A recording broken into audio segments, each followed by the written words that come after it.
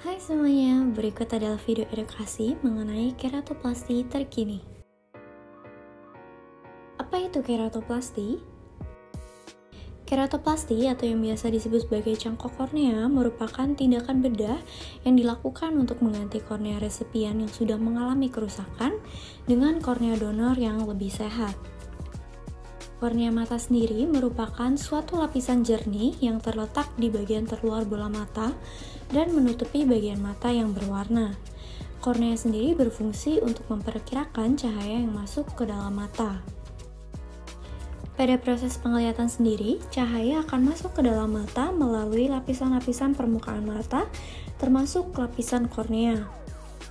Oleh karena itu, apabila ada gangguan atau kerusakan pada kornea mata, tentu akan menyebabkan gangguan pada penglihatan. Contohnya, penglihatan akan menjadi lebih buram atau menjadi tidak jernih kembali. Adanya tindakan keratoplasti ini dapat membantu kondisi-kondisi tersebut. Nah, keratoplasti sendiri disarankan untuk dilakukan pada pasien dengan gangguan anatomis kornea seperti jaringan parut, keratitis atau infeksi pada kornea, trauma mekanis atau kimia, kekeruhan kornea kongenital atau bawaan, penolakan atau rejeksi graft pada transplantasi kornea sebelumnya, atau pada pasien dengan penipisan kornea yang progresif akibat dari operasi yang sebelumnya sudah dilakukan.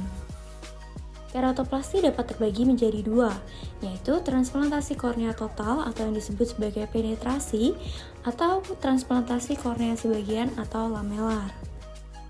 Teknik keratoplasti penetrasi merupakan operasi transplantasi kornea di mana seluruh lapisan kornea pada pasien akan diganti dengan kornea yang baru dari donor. Sedangkan teknik keratoplasti lamelar merupakan teknik operasi yang lebih baru dibandingkan dengan teknik operasi penetrasi. Pada keratoplasti lamelar ini, tidak semua lapisan kornea akan digantikan, namun hanya lapisan kornea yang mengalami kerusakan saja yang akan diangkat dan digantikan dengan kornea donor yang baru. Berdasarkan dari lapisan yang mengalami kerusakan, teknik keratoplasti lamelar ini terbagi menjadi dua, yaitu deep anterior-lamellar keratoplasti dan descending stripping automated endothelial keratoplasti. Keratoplasti membran descending umumnya hanya melalui insisi kecil sehingga tidak diperlukan adanya jahitan dalam penutupan luka operasi. Oleh karena itu, teknik lamelar ini dianggap lebih unggul dibandingkan dengan teknik penetrasi, terutama dalam proses penyembuhan yang lebih cepat. Sebelum keratoplasti ini dilakukan, ada beberapa hal yang harus diperhatikan dan dilalui oleh pasien. Yang pertama di sini adalah proses anamnesis, di mana pada proses anamnesis ini umumnya dokter akan menanyakan mengenai riwayat penyakit sebelumnya, apakah ada obat-obatan yang saat ini sedang dikonsumsi oleh pasien, dan mengenai kesiapan dari pasien maupun keluarga pasien untuk melakukan kontrol lanjutan secara rutin pasca operasi. Yang kedua adalah pemeriksaan fisik, di mana pemeriksaan fisik di sini umumnya dilakukan menggunakan slit lamp dan juga adanya pemeriksaan tekanan intraokular. Dan yang terakhir adalah pemeriksaan penunjang. Nah, umumnya pemeriksaan penunjang yang dilakukan adalah USG mata dan juga OCT. Selanjutnya, berikut adalah gambaran secara singkat mengenai prosedur keratoplasti yang akan dilakukan. Yang pertama, pasien akan menerima bius terlebih dahulu. Nah, untuk bius sendiri disesuaikan dengan durasi operasi. Untuk keratoplasti sendiri biasanya berdurasi sekitar 1-2 jam. Kemudian yang kedua, dokter akan melepaskan bagian kornea pada pasien yang mengalami kerusakan, kemudian diganti dengan kornea donor yang lebih baik kondisinya. Nah, untuk yang ketiga, di sini dokter akan melakukan penutupan pada luka operasi tersebut dengan menjahit kornea donor tersebut. Namun, pada teknik yang baru seperti yang sebelumnya saya sudah jelaskan, operasi keratoplasti ini tidak memerlukan jahitan. Setelah operasi, pemulihan dapat dilakukan secara rawat inap maupun secara rawat jalan.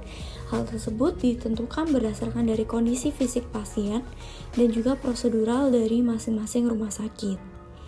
Kemudian, dokter juga akan meresepkan obat tetes mata dan juga obat minum yang diberikan sesuai dengan gejala-gejala yang dialami pasien. Mungkin untuk meredakan nyeri dan juga meredakan inflamasi yang mungkin akan dirasakan oleh pasien. Kemudian yang ketiga, pasien juga akan melakukan kontrol rutin yang sudah dijadwalkan oleh dokter sampai pasien dikatakan sembuh total. Beberapa komplikasi yang seringkali terjadi pada pasca operasi keratoplasti adalah gangguan terkait jahitan, mungkin jahitannya terlepas atau mungkin adanya infeksi pada jahitan tersebut, kemudian infeksi pada kornea yang baru didonorkan, dan juga mungkin adanya penolakan pada kornea donor yang diberikan kepada pasien. Namun, di samping banyaknya komplikasi yang mungkin terjadi pada pasien, keratoplasti termasuk sebagai tindakan bedah yang tingkat keberhasilannya mencapai 90% dalam mengembalikan penglihatan pasien dan juga meningkatkan kesehatan kornea. Oleh karena itu, tidak perlu takut berlebihan apabila memang sudah disarankan oleh dokter untuk melakukan keratoplasti. Seluruh keluhan yang dialami oleh pasien sebaiknya segera dikonsultasikan dengan dokter sehingga tindakan lebih lanjut dapat dilakukan sebelum terjadinya komplikasi yang lebih parah.